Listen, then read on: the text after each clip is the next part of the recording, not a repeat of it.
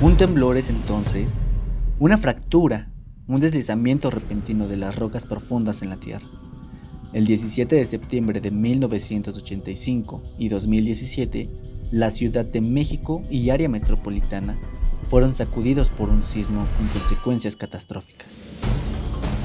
La hora de la entrada a la secundaria era 7:30. El sismo fue 7:19, entonces yo estaba entrando a la secundaria justamente en el patio y como fue caminando no sentí tan fuerte el terremoto, pero sí escuchamos gritos. Yo bajé a rayos X alrededor de la 1 de la tarde y el enfermero me dejó ahí con mi mamá y de momento el piso comenzó a moverse horrible, los cristales empezaban a tronar y se escuchaba como la gente gritaba. A las 7 horas, 17 minutos, 44 segundos, en la provincia, a 30 kilómetros de la costa de Guerrero y Michoacán, se originó un terremoto de magnitud sin precedentes. Según los informes preliminares del Instituto de Ingeniería de la Universidad Nacional Autónoma de México, los temblores y la actividad de volcanes en 1985 fueron un recordatorio de la vitalidad de la Tierra. El temblor del 19 de septiembre fue sin duda alguna excepcional por su magnitud, por su intensidad y por sus características. La hora de la entrada a la secundaria era 7:30. El sismo fue 7:19, entonces yo estaba entrando a la secundaria justamente en el patio y como fue caminando no sentí tan fuerte el terremoto, pero sí escuchamos gritos, incluso hay una experiencia, una anécdota. La subdirectora de la secundaria estaba donde hacían los honores a la bandera y ella sí se abrazó de la asta bandera, o sea, ella estaba un poquito un nivel arriba y se sintió muy fuerte. Bueno, creemos que ella lo sintió muy fuerte porque se abrazó de la asta bandera. Todo ese día estuvimos tomando clases normal. Pasaba, en ese tiempo los medios de comunicación eran más lentos. Hoy por hoy tenemos celulares, tenemos donde inmediatamente recibes la información. Se trató de un terremoto trepidatorio y oscilatorio que tuvo su epicentro en las costas de Michoacán y Guerrero, que también se verían afectadas por la magnitud del fenómeno natural. Durante 120 segundos, la Tierra se sacudió con una intensidad que sus habitantes desconocían. La realidad es que sí hubo gritos, no un pánico como el que hoy producen los temblores, porque en ese momento no teníamos un antecedente cercano. El terremoto de los años 50, ninguno de la secundaria lo habíamos vivido. Entonces no teníamos como un antecedente y no teníamos idea de lo que estaba ocurriendo con ese terremoto.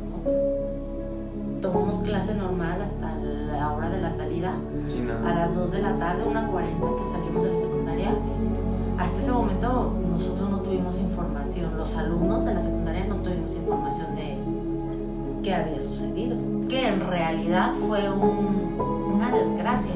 Yo recuerdo que en las noticias mismas comentaban que algunos países decían que México había sido borrado del mapa con el terremoto de 8.9, no recuerdo la magnitud, pero era un verdadero terremoto que había desaparecido del mapa, lo cual no fue cierto, pero sí una gran parte de la ciudad se colapsó y muchísima gente murió. Ni siquiera decían cifras que yo creo que no se acercaron a la realidad. 15 días después todavía había edificios colapsados. Uno de ellos fue el Hotel Regis, me tocó verlo en el centro. Los edificios de costureras, creo que era en Circunvalación, se llamaba la calle, y ahí murieron muchísimas costureras. Sí me tocó verlo caminando, atravesamos el centro hasta llegar a Circunvalación. De hecho, el metro estaba cerrado, no recuerdo desde dónde caminé con mi papá, y sí me tocó ver muchísimas edificios colapsados. Había mucha solidaridad. Inmediatamente la gente, ese mismo día, en televisión empezábamos a ver cómo había rescatistas, gente que ni siquiera era rescatista pero quería ir a ayudar, personas dando comida, o sea, mucha solidaridad. De cualquier manera, tratar de ayudar, a lo mejor llevando agua, comida, ir a quitar piedras. Fue pues muchos días de todas ese tipo de escenas. Las imágenes eran pues una ciudad, esa parte de la ciudad, una ciudad destruida, pero lo que a mí más me pudo haber marcado era el olor. Había un olor raro, un olor que nunca se me va a olvidar. Había muchas personas que habían muerto ahí. El 19 de septiembre de 2017, los habitantes de la Ciudad de México nos despertamos sabiendo que se trataba de un aniversario más del terremoto de 1985. A las 13 horas 14 minutos 40 segundos, el 19 de septiembre de 2017, la Tierra volvió a moverse. Un movimiento telúrico con una magnitud de 7.1 grados en la escala de Richter cimbró el centro del país. El 17 de septiembre de 2017, yo estaba en el hospital, en la clínica del Seguro Social número 68 en Ecatepec de Morelos, y aunque muchas personas dicen que no se sintió tan fuerte como en la Ciudad de México, créanme que fue completamente horrible. Yo estaba internado por una oclusión intestinal, fue una complicación de algunas cirugías que tuve ese mismo año. Y en la mañana ya me iban a dar de alta, pero para que me pudieran sacar del hospital tenían que hacerme unos rayos X. Entonces yo bajé a rayos X alrededor de la 1 de la tarde y el enfermero me dejó ahí con mi mamá, y de momento el piso comenzó a moverse horrible, los cristales empezaban a tronar y se escuchaba como la gente gritaba. Después de que pasó eso, pues todo el mundo pues entró en crisis, entró en pánico, nadie supo qué hacer. Realmente, cuando me preguntan si hubo alguna acción por parte de los enfermeros o doctores o cuestiones de evacuación, yo que recuerde no hubo. Yo me acordaba que nada más veía a la gente correr, gritar y llorar sobre todo. Y me acuerdo que mi mamá me llevaba en la silla de ruedas y me iba empujando, pero el mismo movimiento de la tierra como que la regresaba con la silla de ruedas, y eso fue bastante complejo porque a lo lejos del pasillo se veía la multitud de gente que venía corriendo. Entonces en ese momento mi mamá se paralizó horriblemente y ya no caminó. Entonces yo recuerdo que estaba descalzo con una bata, y lo único que recuerdo que hice fue tomar a mi mamá del brazo, como abrazarla y empezar a caminar con la gente hasta que vi una puertita que daba a un jardín, y estaba un doctor como tratando de sacar gente, pero todo el mundo con la crisis, el pánico, el miedo, y que se va a caer el hospital porque el hospital tronaba horrible, o sea, los vidrios se rompían, se escuchaba como caían cachos de no sé. Y entonces, pues ya, el doctor nos dijo así como que saliéramos por ahí, y ya abracé a mi mamá y fue de sacarla al pasto. Recuerdo todavía que la senté y me senté con ella y empezó a llorar, y yo también. Entonces nos abrazamos y fue como, hay que estar calmados. Pasó el sismo y empezaron a evacuar a pacientes. Es la parte más difícil porque muchos pacientes murieron en ese momento. Había pacientes que estaban en cirugía, había pacientes que estaban muy graves y que estaban conectados a respiradores y cuestiones parecidas.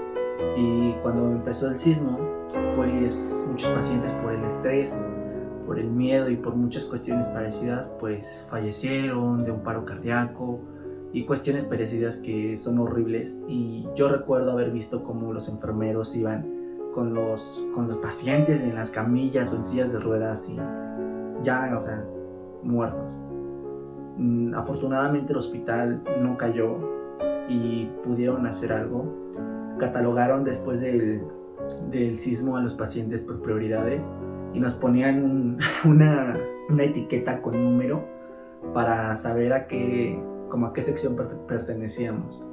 Después de que pasó el sismo, yo vi a los enfermeros, al personal de limpieza y a los doctores buscar pacientes, mover y poder acoplar espacios para poder atendernos a todos, pero desafortunadamente muchos también murieron. En urgencias fue también algo terrible porque había pacientes que estaban mal y con el sismo pues empeoraron y pues fallecieron también. Pero después del sismo tu vida nunca es igual. Al día de hoy yo no puedo estar en una casa o en un centro comercial de más de 3 pisos o 4 porque yo siento cómo vibra el suelo, cómo se mueve el suelo. Y es de esa psicosis, es ese miedo que te causa que puede volver a temblar y pues todo se va a venir abajo. Entonces, después del sismo, mi mamá y yo tuvimos que acudir también ciertamente a terapia para poder tratar este tema porque mi mamá lloraba por las noches todos los días y yo pues me causaba mucho miedo estar en las alturas. Y pues nada, mi familia tuvo complicaciones por el sismo. Una de mis hermanas le da fobia y recuerdo que ese día pues lloraba muchísimo y no dejaba de llorar por nada. Y muchas personas de mi familia no pudieron descansar durante muchos días, no pudieron estar tranquilos porque sentían que de momento todo se movía, que de momento todo se iba a caer y entramos en un problema psicológico muy fuerte. Entonces se tuvo que tratar, pero sin duda alguna tu vida no es la misma después de un sismo. Según un informe del Instituto Belisario Domínguez del Senado de la República, basados en datos y estadísticas elaborados por agencias gubernamentales, organizaciones de la sociedad civil y el sector académico, tras los sismos del 7 y 19 de septiembre, hubo 58.366 viviendas con daños en Chiapas, 28.371 en Puebla, 34 en Tlaxcala, 7.565 en el Estado de México, 15.704 en el Estado de Morelos, 5.180 en la Ciudad de México. El 17 de octubre de 2017, el presidente Enrique Peña Nieto reportaba 180.731 casas habitaciones afectadas en 8 estados. De ellas, 28% tenían un daño total. Gracias a todo el personal de protección civil, brigadistas, cuerpo de rescate y voluntariado por arriesgar sus vidas para poder ayudar a las personas damnificadas y a los que quedaron debajo de los escombros del sismo del 85 y 2017. Jacqueline Torres pertenece al Cuerpo de Protección Civil y nos dará algunas recomendaciones de qué hacer durante el sismo. Mi nombre es Jacqueline Torres. Yo cursé una opción técnica en Protección Civil en CCH Azcapotzalco y realicé mi servicio social en la Unidad de Protección Civil en la Alcaldía de Azcapotzalco. Y hoy les voy a hablar acerca de qué se debe hacer en caso de un sismo. Debemos tener en cuenta que cualquier emergencia tiene 3 etapas, que son el antes, el durante y el después. Y la protección civil se enfoca en qué hacer en el antes para mejorar el después, el durante. vamos a ver qué se tiene que hacer antes de que ocurra el sismo. Es necesario que la familia tenga un plan de protección civil y si se vive dentro de un complejo de departamentos o alguna unidad habitacional, tener un programa interno de protección civil. Estos nos ayudan a definir los roles de cada miembro de la familia y de cada persona de la unidad y a definir las rutas de evacuación pertinentes. El siguiente punto es verificar periódicamente las instalaciones de tu casa. Revisa si tiene algún hundimiento, algún desplome, grietas o fisuras existentes, porque esto puede intervenir mucho en cómo se comporta durante el sismo. Un punto muy importante es preparar nuestra maleta de vida con los siguientes elementos: llaves de tu automóvil, pilas, una lámpara, un radio, teléfonos de emergencia, medicamentos para las personas de la familia que lo necesiten, agua y alimentos enlatados, un abrelatas, papel higiénico, los documentos más importantes de tu familia, una USB con los respaldos de estos documentos, y es muy importante que si se van a llevar medicamentos y alimentos, hay que verificar constantemente la fecha de caducidad de estos.